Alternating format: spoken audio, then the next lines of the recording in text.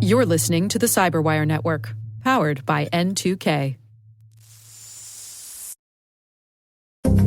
The psychological tools that enable social engineering just don't change. I mean, they're the same con tricks as has always been out there. Hello, everyone, and welcome to the CyberWire's Hacking Humans podcast, where each week we look behind the social engineering scams, phishing schemes, and criminal exploits that are making headlines and taking a heavy toll on organizations around the world. I'm Dave Bittner from the CyberWire, and joining me is Joe Kerrigan from the Johns Hopkins University Information Security Institute. Hi, Joe. Hi, Dave. Later in the show, we're going to be joined by Jenny Radcliffe. She's from Human Factor Security. She's an expert when it comes to social engineering and training.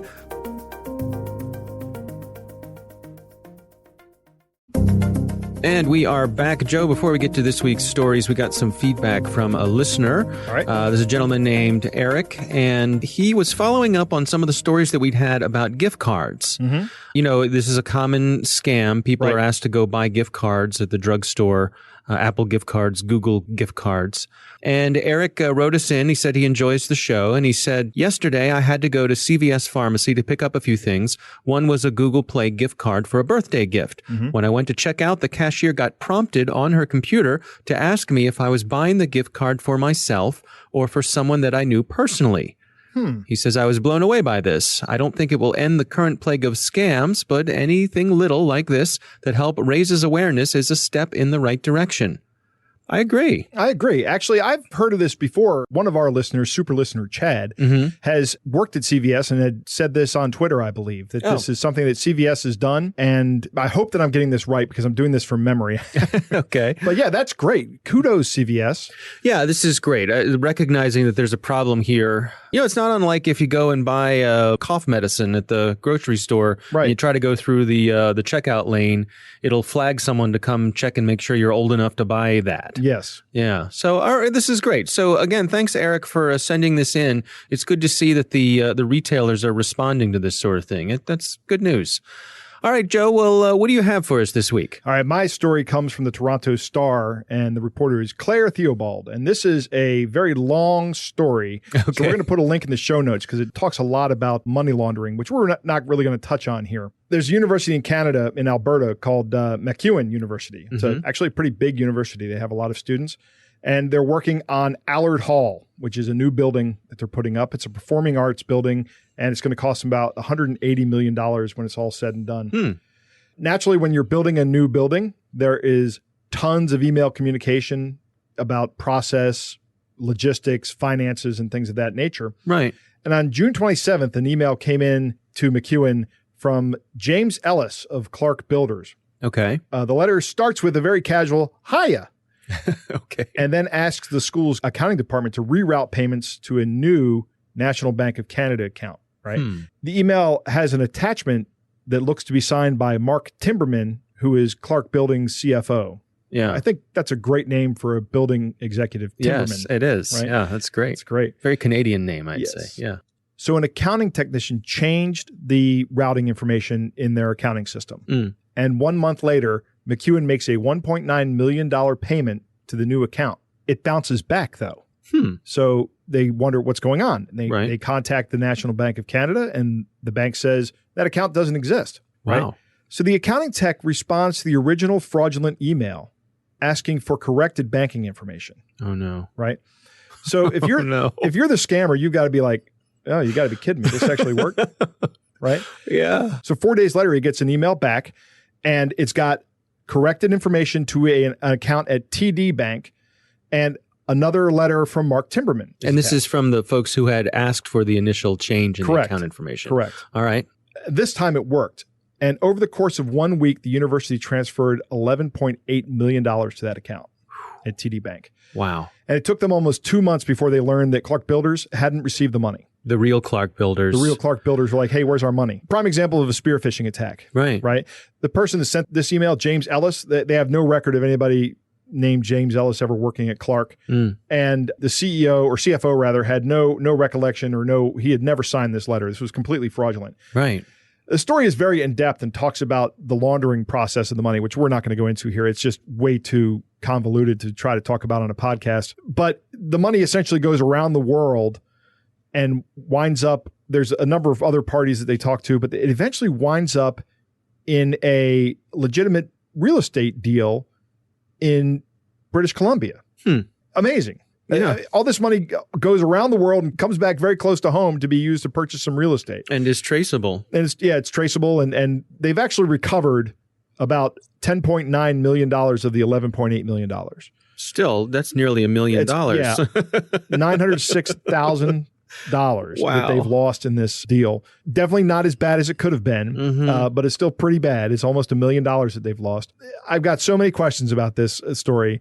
First off, I don't think the laundering was done very well, right? Because if it's obviously because they got back more than 90% of it. The people who are participating in this real estate deal probably have some inclination that the money they're receiving or going to use for it is not legitimate. Why would you? I don't know. Who knows? By the time it's made its way around the world, right? It's Maybe hard they thought they had it done. But there you go. Oh, the email address on the email that came in looked like a legitimate email account. It was displayed as a legitimate email account for Clark Builders, but behind the markup, they had spoofed the email address. Right. Interesting, too, that at the point where they tried to pay almost $2 million and it bounced back. Right. That nobody got on the phone. Right. That would have been my first thing is I would have gotten on the phone.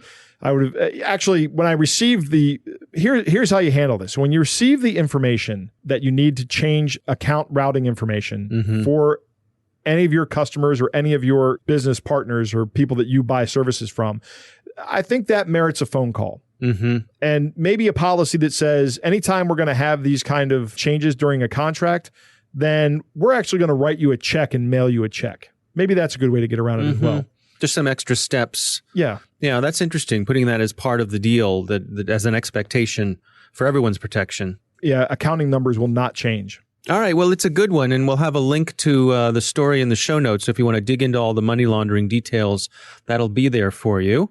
My story this week, this comes from Forbes. It's from John Coatsier. He's their consumer tech reporter.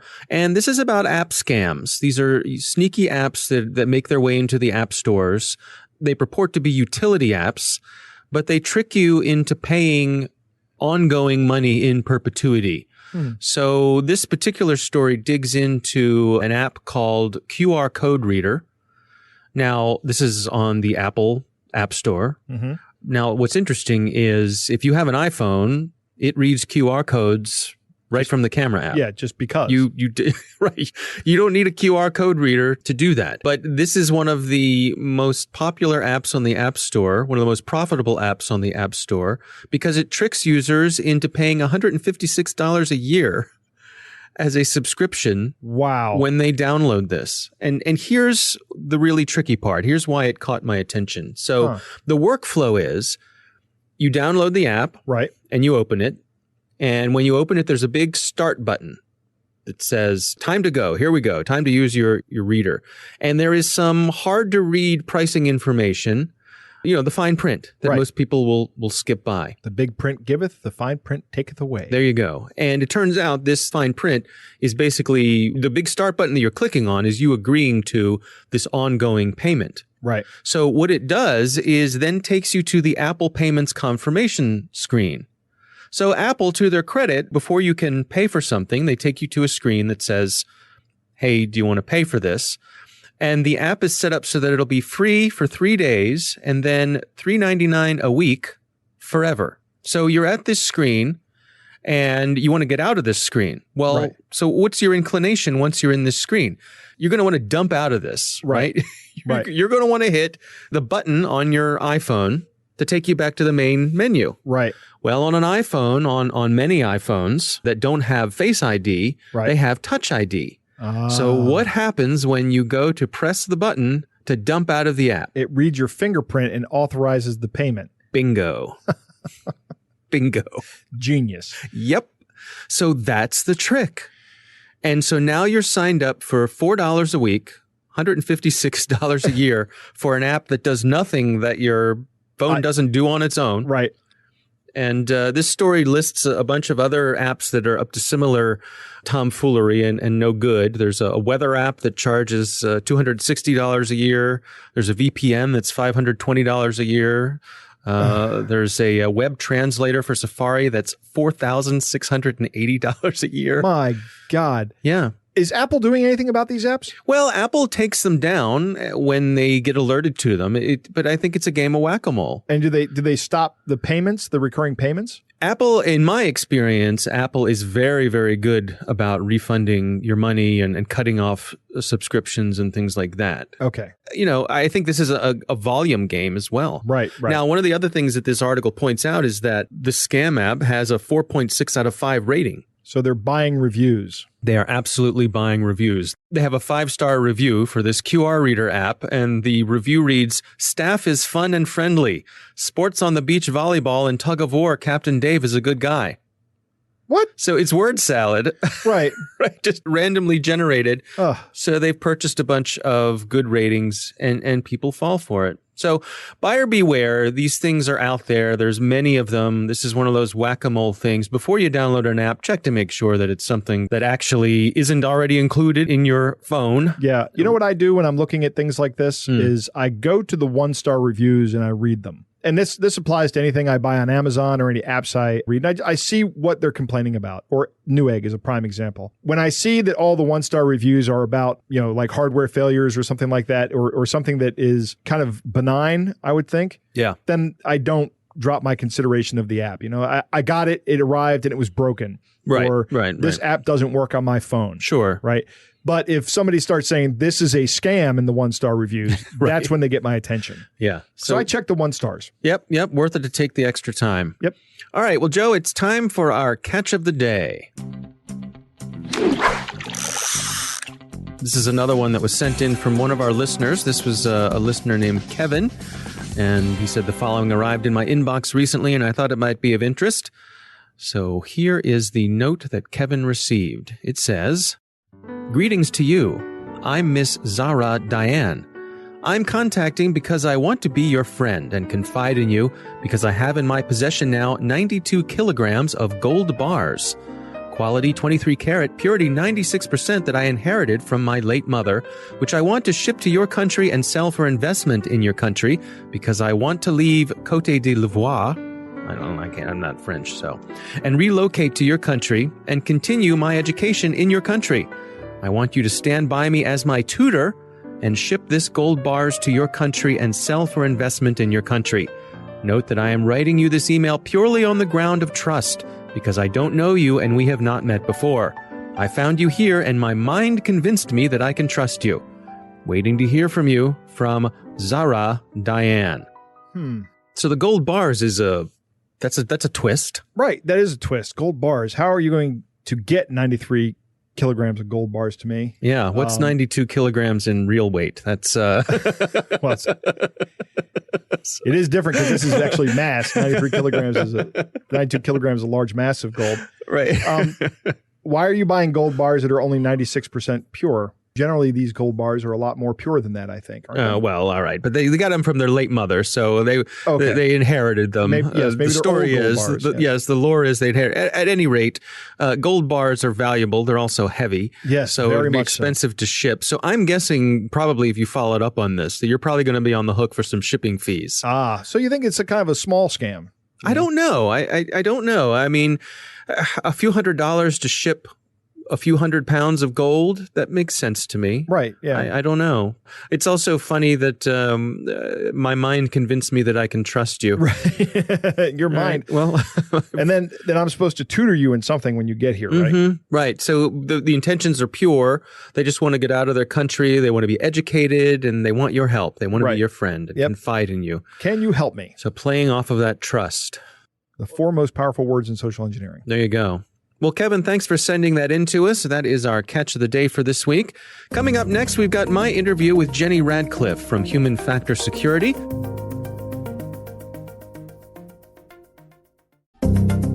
Joe, I recently had the pleasure of speaking with Jenny Radcliffe. She is the proprietor, owner, CEO at Human Factor Security. She specializes in social engineering and training to protect people against it. Really interesting conversation. So here's my talk with Jenny Radcliffe.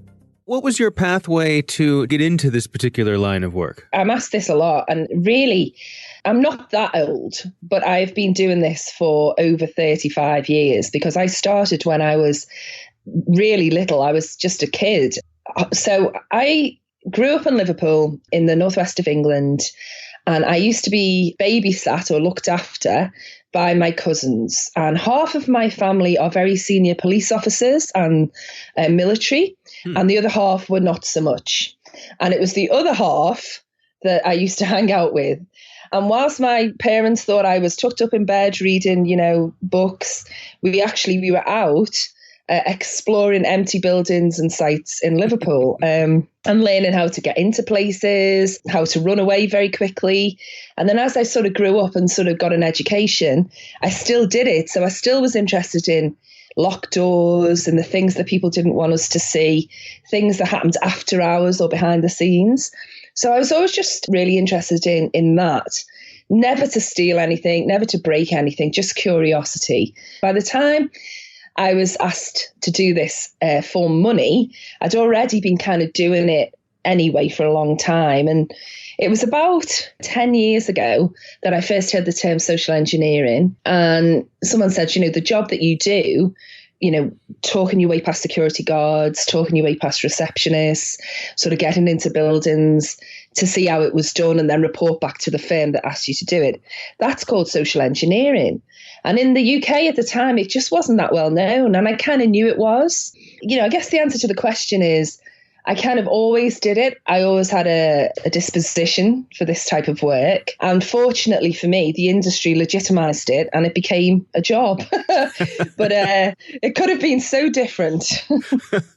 Well, do you have any particular interesting stories to share about some of your professional exploits? I mean, I talk about this a lot when I do conferences and things. But I mean, I can tell you the first time when I was really little, I was about 8 years old and we got into a zoo that was near where I lived, one of these awful zoos that's been closed down because of animal rights. But I was really interested in going there. And this particular night, we were looking for somewhere to explore. And I asked if we could get into the zoo. And back then, there was no CCTV, there were no real alarms or even a security guard on the site. So at night, they just locked the gate and left it.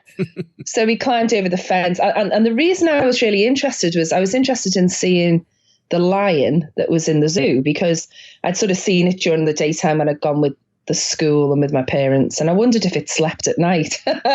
And it was pitch black and deadly quiet, which should have been, a warning, really, because I now know professionally the places are not quiet at night, but this was silent. And we sort of wandered through the zoo and I had a little Sesame Street torch and I shined it to where I thought this lion's cage was.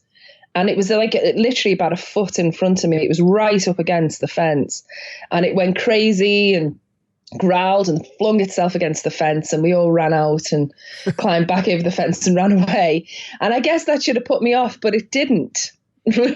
And so after that, we broke into funeral parlors and offices and museums and fairgrounds and, right up until sort of the present day where I've found myself, in infrastructure buildings, very secure sites, some of the best known buildings in the UK and, falling off roofs and things, for, like I say, about 30 years. What I feel is doing all of those things is at least protecting people. And if I can do it and tell the firm how I did it, then they can protect themselves from the bad guys doing it. So that's the line that I put out when people ask me about it, in case they think, I'm actually a criminal, which I'm not. Now, when you were a kid and doing this, it was driven by curiosity. You weren't out there, stealing things from these places you broke into. Oh, God, no. I see, I'm a good girl. I always was. I wouldn't dream of doing anything naughty. But yes, we were just curious. I mean, there was a big museum in the town, and I mean, it's still there. And it was just curiosity. It was one of those things where when I talk about this at conferences and things, people come up to me afterwards and they say, we did that as well. There's a haunted house in your neighborhood and should we, we think it's haunted. Should we go in at night? It's the daft things that kids do. And so, no, it really was just purely out of curiosity. And I say now on the job, if you're a social engineer, if you're a pen tester, you have to be the most ethical person in the building and you have to be beyond reproach because obviously, the job is full of temptations and everything else. There has to be a very clear line between what we're doing and any kind of criminal activity. And I just never felt that way inclined, even though I suppose technically we weren't supposed to be there. Right. Trespassing is trespassing, right? Trespassing is trespassing. Absolutely. Yeah. Now, one of the things that you do a lot of training with people, with organizations on social engineering. And so what are some of the insights you've gained from that? Are there things that surprise you, universal things that you'd think people would be better equipped to handle than they are? It's so funny because the psychological tools that enable social engineering just don't change. I mean, they're the same contricks as has always been out there. So I always talk to people about, fear or anxiety is something that people still respond to. It's sort of when the brain gets frightened, it knocks out its decision-making capacity a little bit. And it's how phishing emails work or ransomware. I'm going to frighten you a little bit. I'm going to make you feel a little bit anxious. And in that moment, if a social engineer can lead the person down an easy route out of that situation, people will always follow it. And, it's just the right combination of psychology for everyone. All of us are susceptible to it. And I think what surprises me is just how efficiently that psychology can work. You've got that fear, you've got sort of greed or sort of the promise of something coming to you, or then there's flattery as well. And, so I sort of say fear, flattery, greed, and the right timing in whatever combination of those things works for the person. That script will work on nearly everyone. And really that's it surprises me just how true that remains, really. I often think about, how many times in all of our lives have we looked back on how we had responded to something earlier in our lives and thought to ourselves, goodness, what was I thinking? Yeah. And the thing is, a social engineer's job, certainly from the malicious side, and actually anyone hacking an organization through any means really is to make that thinking fuzzy, so that you're not really thinking straight. Your decisions aren't the best decisions. And as I say, hindsight's a wonderful thing, but we're all susceptible to it. And that's why these attacks can be so successful. Now, in your own life, how do you combat social engineering? Do you find yourself having a constant level of vigilance, or and how does that affect you personally? Well, yeah, I mean, I think, we have to practice what we preach to a certain extent. And I'd like to think I'd spot, most attacks that came my way, but none of us are immune. And I think what happens is, in common with many security professionals, there's that massively increased paranoia that you have in your lives, So if the pizza guy rings and asks for my address, I kind of say, well, why do you need it, Right.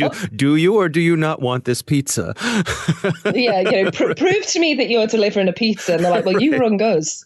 Right, yeah? Right. So what is your advice to people, to organizations? What is the best way to protect yourself against this in a realistic, practical way?